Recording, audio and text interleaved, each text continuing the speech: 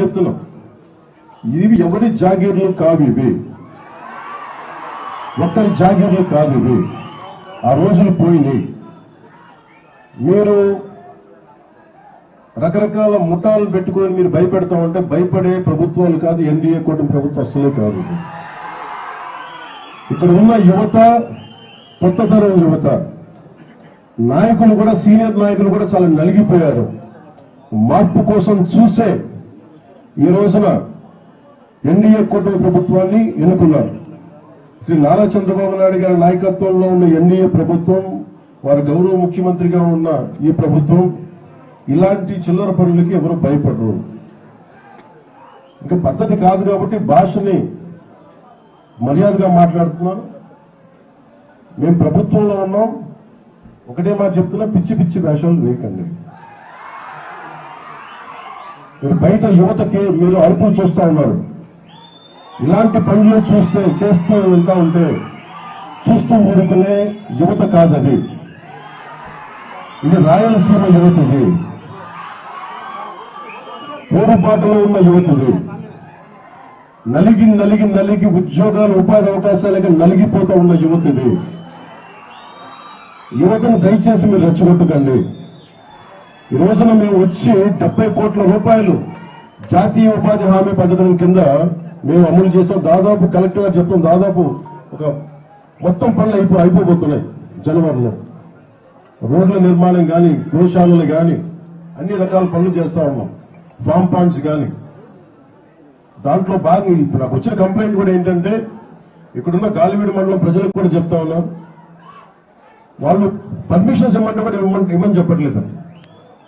పనులు సిద్ధమైపోయినాయి అంటే వీళ్ళు కూర్చొని వీళ్ళు ఇక్కడికి వెళ్ళి వీళ్ళు ఉన్నారు ఎంపీడీఓలుగా, వీళ్ళు ఎంపీపీగా ఉన్నారు కాబట్టి వాళ్ళు పర్మిషన్ ఇవ్వట్లేదు అంటే ఒకటే చెప్పాం, 14 రోజులు సమయం ఇస్తాం. 14 రోజుల తర్వాత కలెక్టర్ గారు can over right that rule. మీరు ఎంపీపీలు అని చెప్పి మీ చేతుల్లో ఉందని అధికారం అనుకోవడానికి లేదు. అభివృద్ధికి మీరు ఎన్ని అడ్డగోడలు కట్టినా బద్దలు పట్టుకుని ముందుకెళ్లే శక్తి, సమర్థత మా దగ్గర ఉన్నారు. ఎందుకంటే బేసిక్ అడ్మినిస్ట్రేటివ్ ఇబ్బందులు కనుక కలగ చేస్తే దాని చర్యలు మళ్ళీ వేరే విధంగా ఉంటాయి. అలాగే కలెక్టర్ గారికి కూడా దృష్టికి తీసుకొచ్చి 14 రోజులు మీకు నోటీస్ ఇచ్చి వి విల్ ఓవర్ రైట్. మీ ఎంపీపీ పదవిని మీరు నిలబెట్టుకుంటే, గౌరవంగా ఉంటే అది మీకు మంచిది. అలాగే ఇది నేను ప్రత్యేకించి రాయలసీమ ప్రజలందరికీ కూడా చెప్తున్నాను, నేను ఇక్కడికి వచ్చింది మీకు ధైర్యం నింపడానికి వచ్చాను. ఇక్కడికి భయపడుతూ ఉండే కొద్దీ భయం పెరుగుతుంది తప్ప భయం తగ్గదు. ఇక్కడున్న ప్రభుత్వ అధికారులు కానీ, రాష్ట్రంలో ఉన్న 640 ఎంపీడీఓల మీద కానీ ఒక్కరు చెయ్యేసినా, ఒక్కడంటే ఒక్కడు చెయ్యేసినా ఏ మాత్రం సహించో, ఏ మాత్రం ఊరుకో. గుర్తుపెట్టుకోండి. మీకు ఎలా ఉంటుందంటే చెప్తున్నాను, ఇళ్లలోంచి బయటికి లాక్కొచ్చి జైల్లో పెడతాం. గుర్తుపెట్టుకోండి. ఇళ్లలోంచి లాక్కొస్తాం. మర్యాదగా ఉన్నంతసేపు మర్యాదగా ఉంటాం, పద్ధతిగా ఉంటే పద్ధతిగా ఉంటాం, ప్రజాస్వామ్యబద్ధంగా ఉంటే ప్రజాస్వామ్యబద్ధంగా ఉంటాం.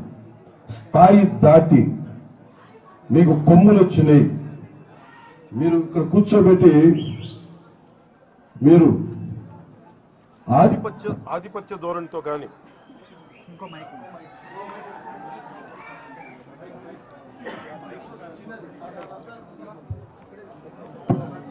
మీరు కనుక గత కాలం 5 సంవత్సరాలు మీకు చెల్లిపోయింది. ఈ 5 సంవత్సరాల కాలంలో శ్రీ సుదర్శన్ రెడ్డి గారు వీరి మీద ఈ రోజున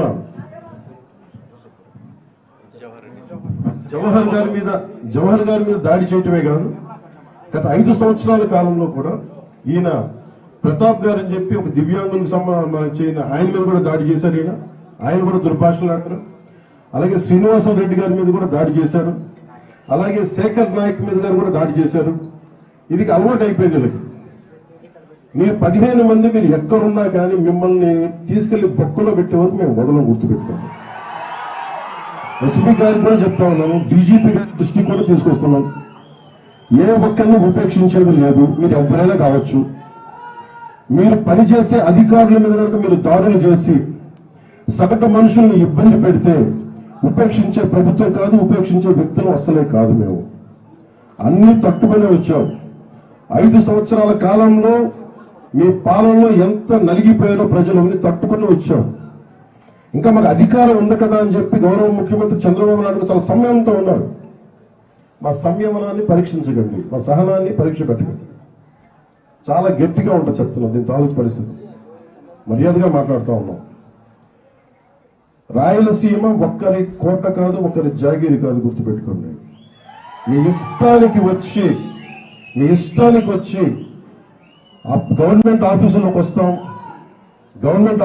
వస్తాం, లెక్క పక్క లేకుండా మాట్లాడతామంటే మేము ఎవరూ ఊరుకోం.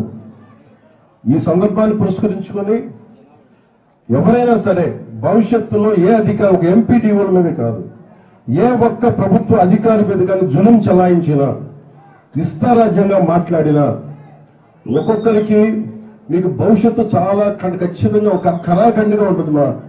మా రియాక్షన్ మీరు గుర్తుపెట్టుకోండి. ఇంకా సంస్కారం కాదు కాబట్టి ఇంకా పద్ధతిగా మాట్లాడుతున్నాను. అధికారంలో ఉన్నాను కాబట్టి ఇంకా బలంగా, ఇంకా జాగ్రత్తగా మాట్లాడుతున్నాను. మా సహనాన్ని పరీక్షించుకోండి. చాలా పద్ధతిగా మాట్లాడుతూ ఉన్నాం. అలాగే వైసీపీ నాయకుడికి కూడా మీ నాయకుల్ని నిగ్రహించుకోమని చెప్పండి. రోడ్ల మీద రైతుల కోసం తనకు లేని కథలు చెప్పడం కాదు, చేసిన న్యాయానికి కథల్ని మళ్ళీ ధర్నాలు చేయడం కాదు. ముందు ఆయన జవహర్ గారిని, నేను ప్రతిసారి మాట్లాడుతున్నప్పుడు ఒక దళిత అధికారి మీద దాడి చేసి ఇవన్నీ మాట్లాడి, ఇందులో ఎవరెవరో చూడండి. శ్రీనివాసరెడ్డి గారు ఉన్నారు, ఆయన రెడ్డి సామాజిక వర్గానికి చెందిన వ్యక్తి. ప్రతాప్ గారు ఉన్నారు, నాకు ఆయన గురించి తెలియదు, ఆయన దివ్యాంగులు. అలాగే శేఖర్ నాయక్ ఉన్నారు, ఆయన షెడ్యూల్ ట్రైబ్స్ కి సంబంధించిన వ్యక్తి. ఇది ప్రతి చోట, ఇది ఒక్కరికి సంబంధం లేదు, ఒక జాతికి సంబంధించింది కాదు. కానీ మేము ఏదైనా చేయగలం, అధికారంలో ఉన్నాం కాబట్టి. సుదర్శన్ రెడ్డి గారి మనుషులందరికీ చెప్తున్నాం, నేను మళ్ళీ ఒకసారి వచ్చి ఇక్కడే టెస్ట్ చేస్తాను చెప్తున్నాను. కడపలోనే, అన్నమయ్య జిల్లాలోనే, రాయలసీమలో వచ్చి కూర్చున్నాను. ఇలాంటి పిచ్చి వర్షాలు కురుస్తాయి. అవసరమైతే నా క్యాంప్ ఆఫీస్ ఇక్కడ పెట్టుకుని మిమ్మల్ని సరిచేసే వరకు నేను ఇక్కడే కూర్చుని చెప్తాను. మీకు ఆ సహనాన్ని పరీక్షిస్తాను. ఎందుకంటే అన్ని తెగించి వచ్చాం. రాష్ట్రం బాగుండాలి. రాయలసీమ యువత ఎక్కడికో మారి వెళ్ళిపోతూ ఉన్నారు. ఉద్యోగాలు, ఉపాధి అవకాశాలకి ఎక్కడికో బెంగళూరులకి, తమిళనాడుకి ఎక్కడికో వెళ్ళిపోతున్నారు. వాళ్ళందరికీ ఉపాధి అవకాశాలు రావాలి. ఈ విధంగా మేము ఆలోచిస్తూ ఉన్నాం. ప్రభుత్వం అధికారులందరూ కూడా మేము బలం ఇవ్వడానికి వచ్చాం, మరి బలాన్ని నిర్వీర్యం చేయడానికి రాలేదు. ఇలాంటి సమయంలో మీరు ఒళ్ళు దగ్గర పెట్టుకుని మాట్లాడకపోయినా, సోషల్ మీడియాలో పిచ్చి కూతలు కూసినా, ఇలా ఆఫీసులకు వచ్చి దాడులు చేసినా, దీని పరిణామాలు చాలా చాలా చాలా తీవ్రంగా ఉంటాయి. గుర్తుపెట్టుకోండి. ప్రత్యేకించి ఈ సంఘటనలని బయటకు తీసుకొచ్చిన మీడియా మిత్రులందరికీ, మీ పత్రికాధిపతులందరికీ, ప్రతి ఒక్కరికి పేరు పేరున ధన్యవాదాలు తెలుపుకుంటూ సెలవు తీసుకుంటాం.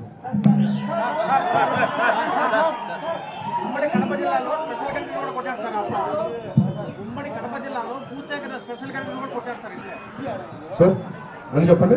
ఉమ్మడి కడప జిల్లాలో వీటన్నిటికి సంబంధించి నేను ఇది ప్రత్యేకించి కేబినెట్ లో చర్చిస్తాం. ఇది కేబినెట్ లో చర్చిస్తాం. ఇప్పుడు నా పేషీకి కూడా తెలియజేశాను. ఇక్కడ ఏం జరిగినాయి మొత్తం రిపోర్టు ముఖ్యమంత్రి గారి టేబుల్ మీద ఉండాలి, డీజీపీ గారి దగ్గరికి వెళ్ళాలి, హోమ్ మినిస్టర్ గారి దగ్గరికి వెళ్ళాలి, అలాగే కేబినెట్ సదస్సులు అందరి దగ్గరికి వెళ్ళాలి, అలాగే జిల్లా ఇన్ఛార్జ్ మంత్రికి కూడా వెళ్ళాలి. ఇందాక మాట్లాడుతూ ఉంటే ప్రతి చోట ఏమేమి తప్పులు జరిగినాయి, ఎలాంటి మనకి ల్యాండ్ ఎన్క్రోచ్మెంట్స్ ఏం జరిగింది కూడా మా దృష్టిలో ఉన్నాయి. అలాగే అడవుల్లో మన బొగ్గుని అక్రమంగా చేసేస్తాను, అది కూడా వెంటనే నేను పీసీసీఎఫ్ గారితో మాట్లాడాం. ఇవన్నీ చర్యలు తీసుకుంటాం.